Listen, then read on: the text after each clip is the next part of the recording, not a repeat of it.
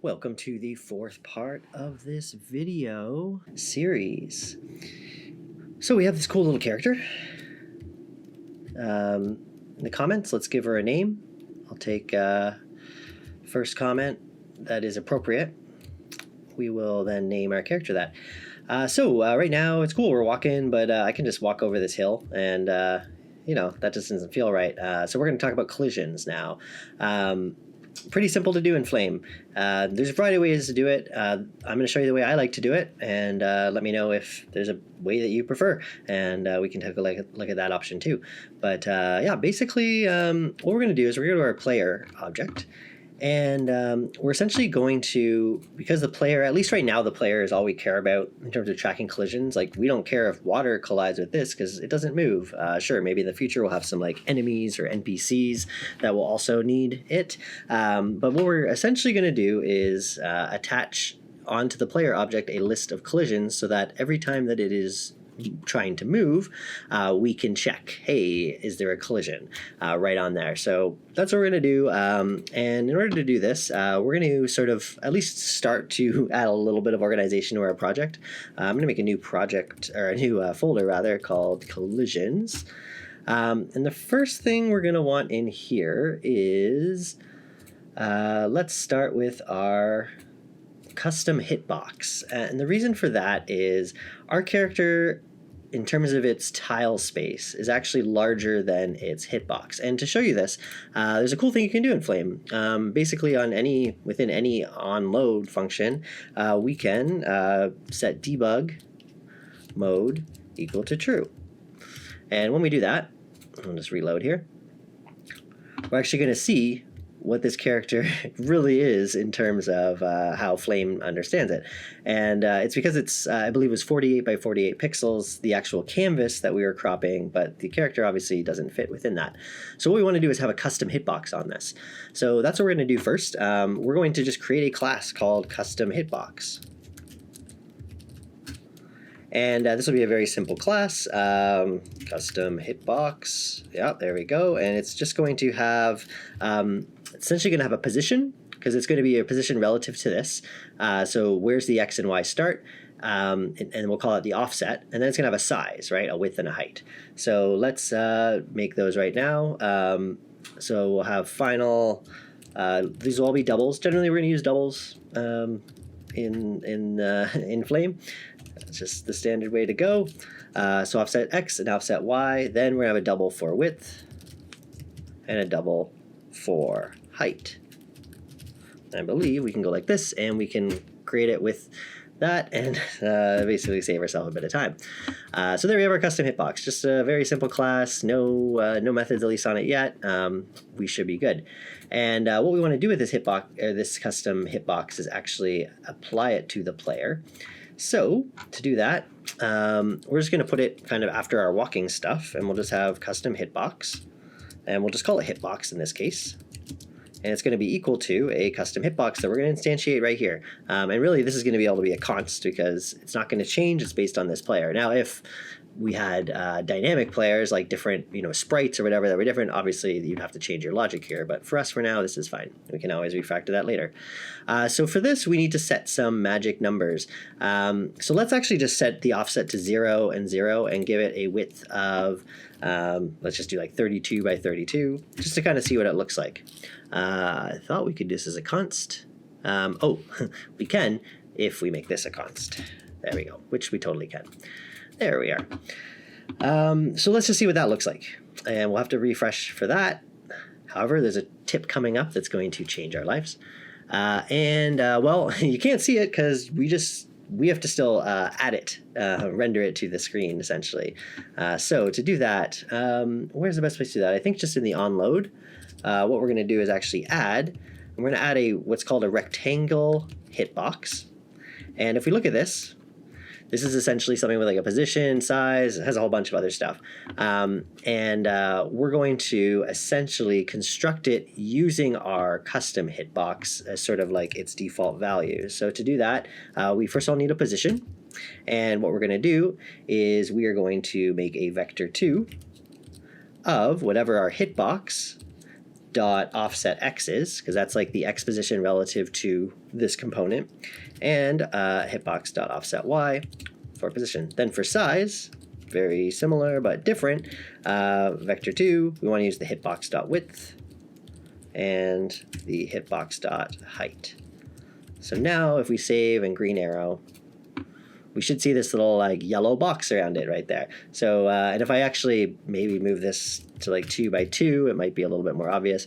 Again, green arrow rebuild. We're going to see like it's kind of this yellow thing here, and it follows us because it's relative to the player. We're adding it, when we do the add here, we're adding it to this class. We're not adding it to the map. If we added it to the map, it wouldn't be moving with our player, and it would just be, you know, up in this top left corner. We're adding it right to our player, so it gets all the, it follows it, which is great. Okay, so before we get further on that, because what we're going to want to do is find that magic number that kind of surrounds our character. And in fact, we don't even want to surround the whole character. Really what we want to surround is kind of its like lower half, like this. This is what we're looking for, because we want the player technically to be able to like walk like this, right? Like that feels fine to me. You shouldn't collide when you're that. But if you're like this, then you would collide. So this is a little bit annoying because we have to kind of do this green arrow refresh every time and go back and forth. I'm going to show you how we can actually get hot reload working with Flame. The reason it's not working, and it does actually work, hot reload works fine. The only thing is the onload doesn't get called again in a hot reload because it's only really called once when everything is built, every time it's instantiated. And we're only instantiating the player once. So it is working as it should, but we can make it better. So to do this, what we're going to do is we're going to go to our mygame.dart. And we're going to add a public function. So I'm going to put it here. It's going to be a void, and it's just going to be called reload. And what we want to do when this reload is called is we can do a, oops, I'm in, what is it? Yeah, we want to, first of all, essentially what we want to do is call this onload function again. We're just kind of saying onload, call it again. But if we call this again, we would get another player, we would load another level on top, and so on and so forth. So our game would, although maybe it would work, you'd have layers and layers of the game and stuff would start conflicting and be a problem. So what we can actually do is call this function called remove all, which is just built into Flame. And we just put children. So children is just something that's, because we're using Flame Game, or really not just Flame Game, everything, most Flame components have children. It's the things that basically have been added. So for instance, we load a level, we added a camera, we added the level added the player, all that kind of stuff. If we remove all children, because that's where they're being saved essentially into memory, the children of this, and then call onload is going to kind of restart, which is great. All right, so now what we have to do is actually, how do we hook into the hot reload? Well, one way I found we can do it is in our main.dart. What we're actually going to do is we're going to create a stateful component here. Or a stateful widget rather. And let's just call this like my game widget, for example. You can call it whatever you want as usual. And what we're going to actually do here is we're going to take all of this. Oops. We're going to take all of this, basically the game widget, and this is what we're actually going to return here. Then this obviously will become my game widget. And oops, we can do that. Now, I'll just save. Let's just make sure stuff still works. So we'll do green arrow because we kind of changed some stuff, and it'll be when you're doing these kind of changes, like don't just debug at the end because you won't know what step you screwed it up on. Like I might have just screwed something up there and we wouldn't have known. Okay, so we have that going.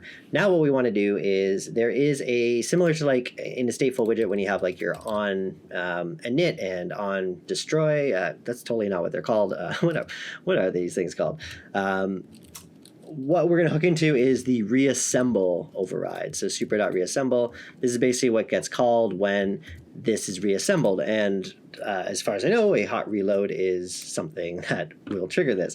So what we want to do here is we'll do the super.reassemble first, but then what we're going to do is take our game and actually restart it. How do we get access to this? Well, the best way actually is what we'll do is we'll have right here just an instance of my game, we'll call it my game equals my game, like that. And then instead we're actually going to pass a reference here, so we have access to my game now in here, and we can actually call my game.reload because we made that function again just a minute ago right here that's going to remove the children and call the onload. Let's see if this works. We might have an issue here. Let's just do a full green arrow to get it at least in good state. So stuff is still working, and then let's try changing something. See if we broke it. We'll go to our player and let's just move the offset to like 8. And we'll actually see, and I'll see if I can make this a little bit more exciting. So I'm just going to go 14 and click Command S. You'll see it actually moves over. So it's actually rebuilding our whole environment. Now there's cases you might not want to do this, depending on how you're managing things. And it's something you could, in debugging, you could have a const or something that actually, decides whether it should reload the game or not. You can make those decisions depending on how your game works. But I think for development, this is super handy because it's annoying to hit the green arrow. And especially if your game starts with you asking for the character name and all this kind of stuff, you're going to go through all these things repetitively just to see a yellow box move. So here we go. Hot reload in flame. Welcome. Okay, so let's get back to it now that we have that working. Let's actually get these numbers a bit better. The numbers that I found that worked really well with this were 18, 28, 12, and 4. So if you're using the same asset, use those numbers. If not, figure it out. But you'll see I've kind of made it's just this little yellow box here that's kind of just around where the feet are. And it just is going to work better. Now, adding this hitbox doesn't do anything. We're not magically, colliding and stuff yet. But we have now the thing that we're going to be targeting to look for collisions, which is a good start. All right, the next thing we want to do is actually check for collisions. So the way we're going to make this work is in our update loop, we have the player position, we have the update, their state, which direction they're facing. What we're going to do is after we move the player's position, we're essentially going to go and check, is there a vertical collision and or is there a horizontal collision? And if there is, we're essentially going to kind of take a step back and go okay, remember, I said you were going to move forward, you're not actually. And the cool thing about the update loop is we can run a bunch of functions, we can reset things essentially, and until this actually finishes and calls and does a super update, we're not actually going to get the visual frame change. So, the player might be colliding, at some point in this loop and overlapping something, but as long as we fix it before we get to the end of this loop, it won't actually make it. That's my understanding of it anyways, and that's how we are going to do it. So let's figure this out. What I'd like to do is we made this a folder. There's a reason it's a folder. We're actually going to make another class in here, and this is going to be called a collision block. And our collision block is actually going to be a pretty simple class as well.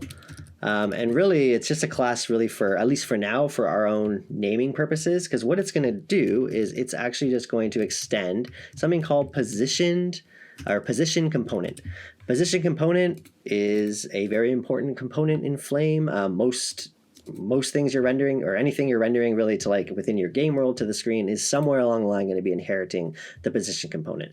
This is essentially what has our size and has our X and Y coordinates, those vector 2s for all that stuff. And I bet if we click through our player, it's a sprite animation group component, but here, look, it is extending the position component. So that's what we're making.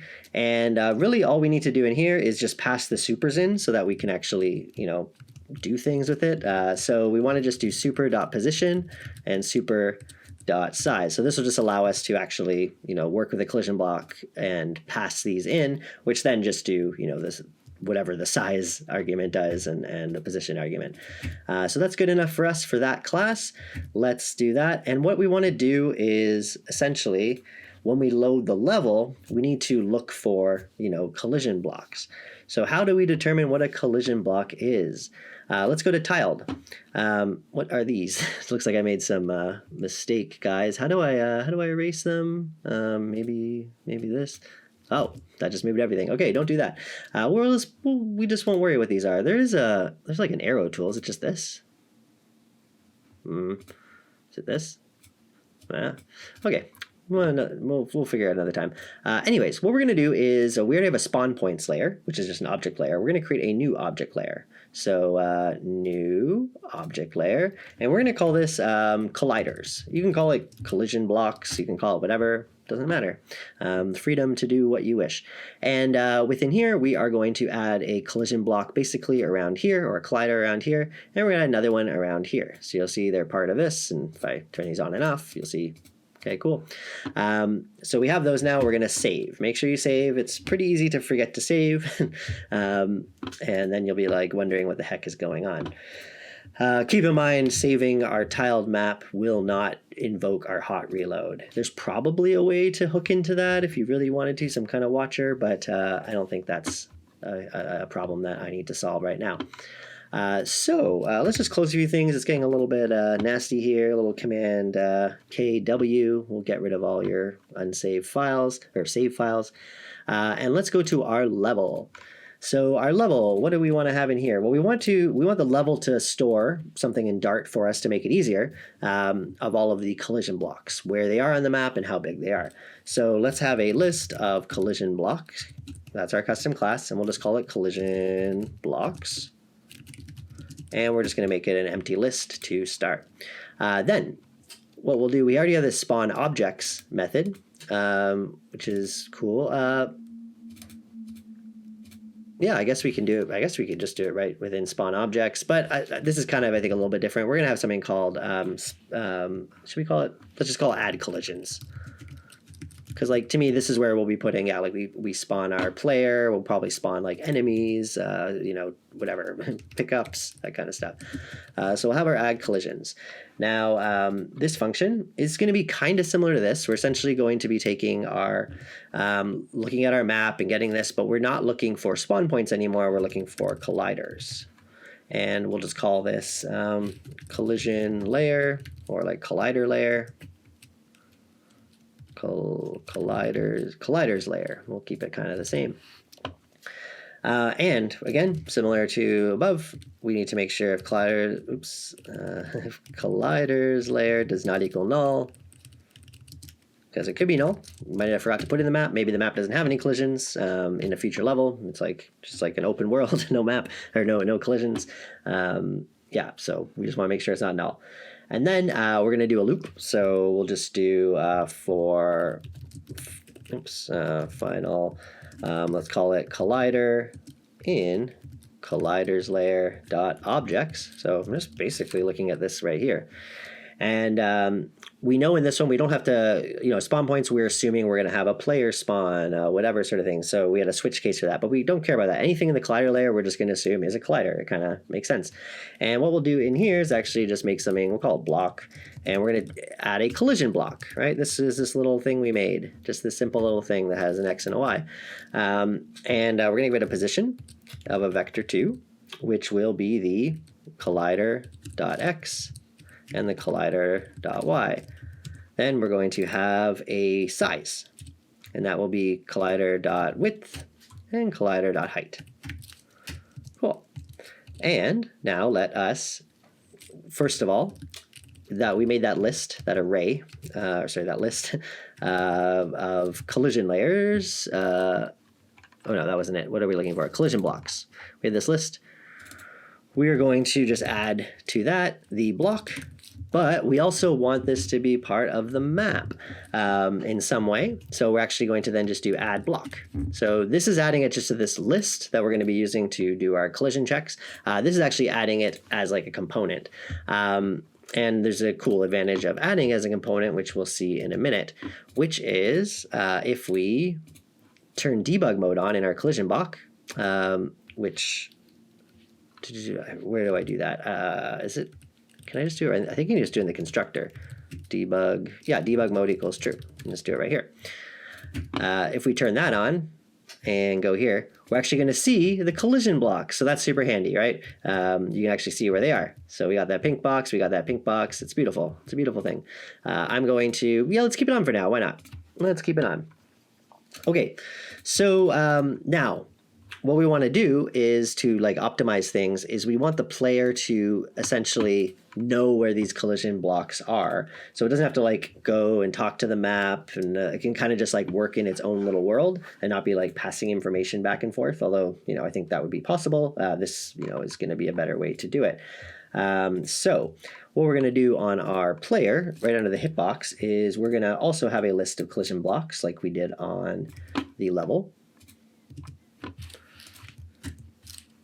So there we have our lovely thing. Then what we want to do next is, let me remember. Oh, yes. We're going to set these collision blocks, but we're not going to do it from the player. We're not going to be like, player, okay, go load the map, find out where they are, because we're already doing that, right? So what we're actually going to do is at the end of this, after our loop, we are essentially going to take our player object that we have, and we're going to go collision blocks equal collision blocks. So just that array that that list rather of right here that we're adding, we're going to go and set it. So then we get it on the map, and it's or not on the map. We're putting it on the map in the level, but we're essentially passing it over into this list right here so that we can work with it kind of independently from the rest of our application. All right, so now what we want to do in our update method, which I have to find, update should be near the top, right? Okay, yeah, we're gonna have check. What do we want to call it? Check vertical. Yeah, check vertical collisions. Okay, is that spelled right? It looks, no, it's not. There's a T missing. Okay, so we're gonna add this method right there. And we'll be doing that. And I guess, yeah, we're also going to want to check horizontal. So let's just put that in while we're here. Horizontal collisions. Great method. All right. So, and actually, I feel like let's do horizontal first. I don't know why. It just feels right. I guess because I love platform games, and I feel like that's what you'd be checking first. Like, is there something in front of me? Our game's a little more two-dimensional in terms of where the player can walk. Okay, so essentially what we're going to do in the horizontal collisions is we want to do sort of like this little loop. We're going to, for block in collision blocks, we want to do something with that. So we're basically going to want to check if there's a collision, check if collision. We want to say, if so, we want to, move them back a space or a pixel or whatever. So how do we check if there's a collision? So it's a pretty simple algorithm, I guess. But what we're going to do is use our lovely collisions folder here and make a new file called collisionutils.dart, which spelling looks off, but I think I've just been looking at this word too long. And we're going to write this. So this is going to be a function that returns a Boolean. We'll call it check collision. And we're going to pass in a player. And we're going to pass in a collision block. We'll just call it block. So, all right. So what we want to do to check this, we're going to make, first of all, a reference to our hitbox. And that's just going to be the player.hitbox. Because that's what we're actually checking. We don't really care about the player because that's that big pink thing. We care about this yellow thing. And what we're going to do now, let's find out where the x coordinate is of this relative to our, our whole map, not just to here. Because we always know it's going to be, I forget we put at 18 or something. But we want this number, this actual like 187. So how do we do that? Well, we're going to go final player x is going to equal to the player.position.x, which is something we can access at any time. But we want to then add our hitbox.offsetx, right? And then for player y, it's going to be the same kind of thing, position.y, but we want to add that offset y. Then we want to know the player's width. Let's call it player width. It's just going to be player dot, we don't care about the player in this case. It's really just the hitbox.width. And player height is hitbox.height. Okay, then for our block, let's have a block x, and that's really just block.x. And I'm just kind of doing this a little bit more verbose. obviously in our logic that we're about to write, we could not even have any of these variables and just reference them like this, but we're going to be writing a pretty complicated if statement, and it'll just be cleaner just to have these simple variables. Block.y. What else do you want? Final block width equals block.width, and we'll do height. All right, now for the fun part. We're going to be returning something here, either true or false. But which one is it? Well, what we're going to do is we're going to look at the player y, okay? If the player y is less than the block y plus the block height, and, so second clause, player y plus the player height is greater than block y. So we're basically, this is kind of like, okay, is it less than, is it kind of in between this area on the vertical, right? We're checking to make sure it's less than less than the top and greater than the bottom, essentially.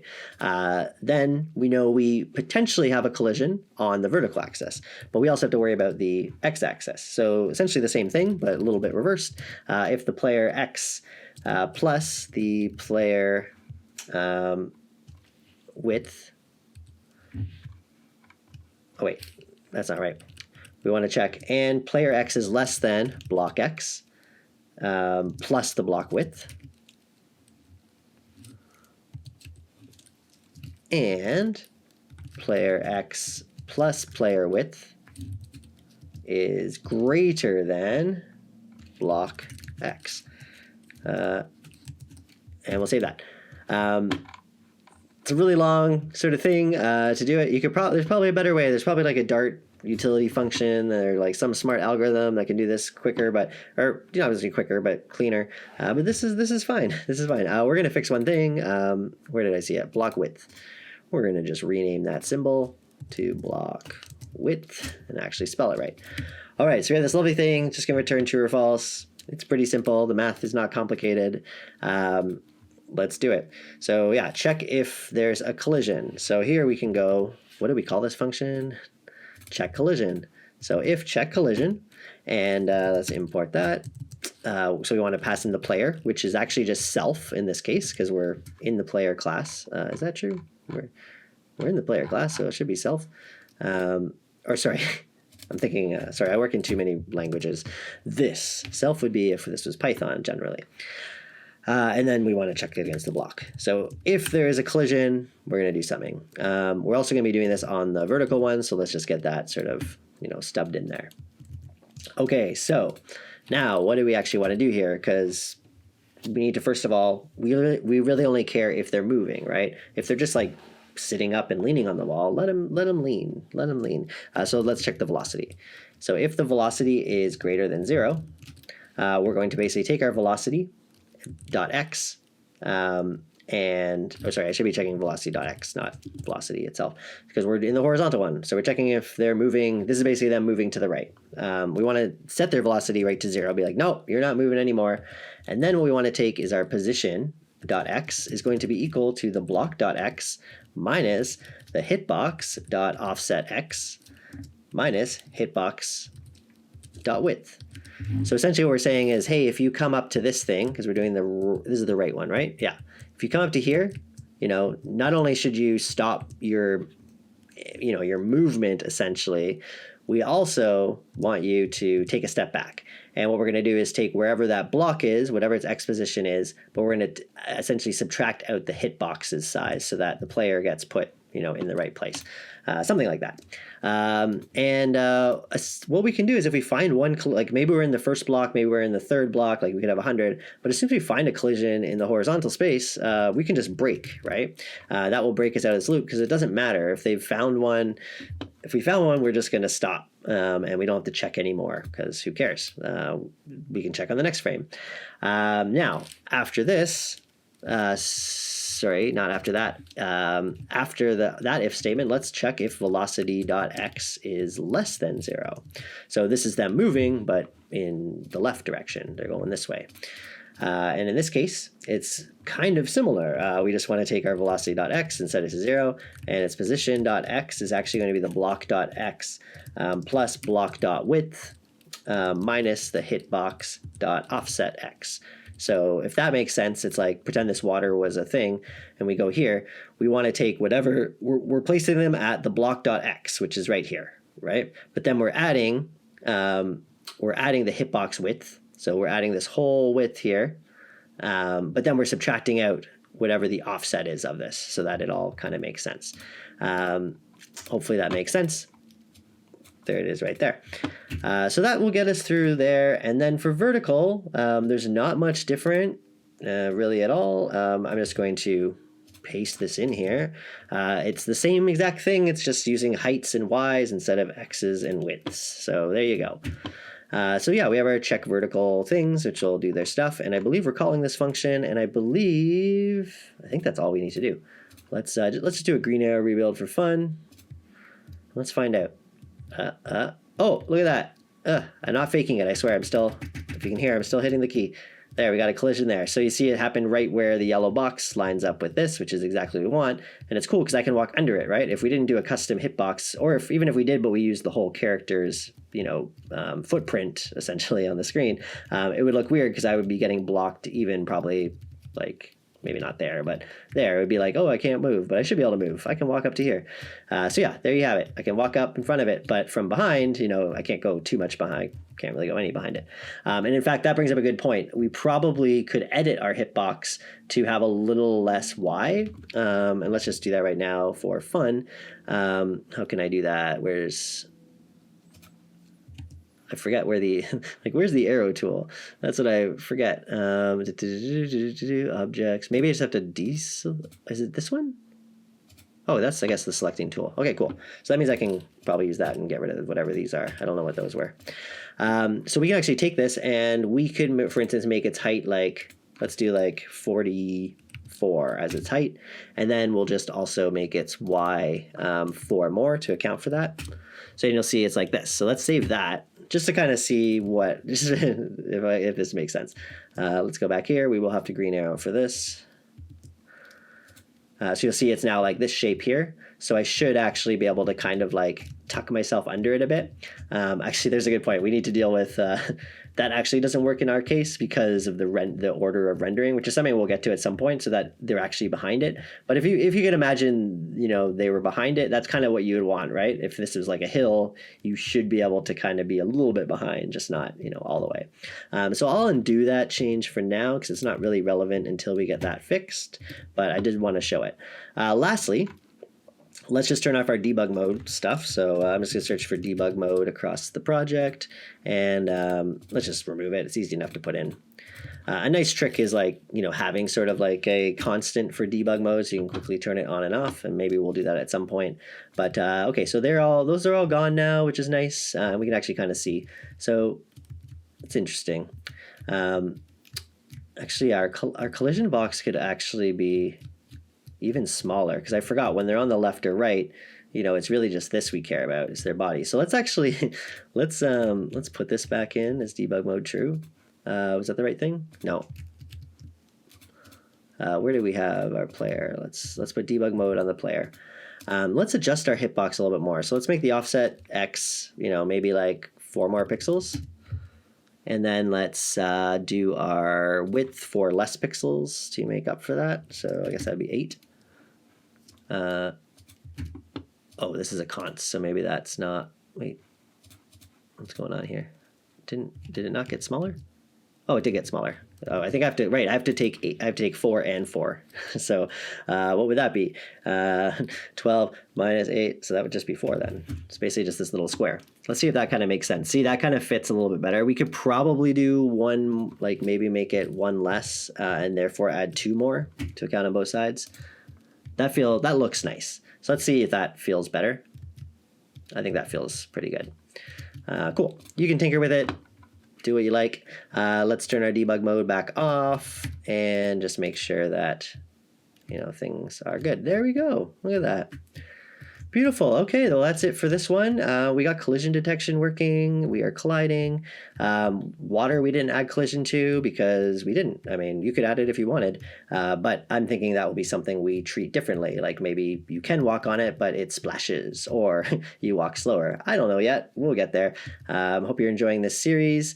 Please, if you've come this far, like, subscribe. I got lots of other great content on this channel, and we're just getting started here. So thanks for hanging out, and we'll see you in the next one.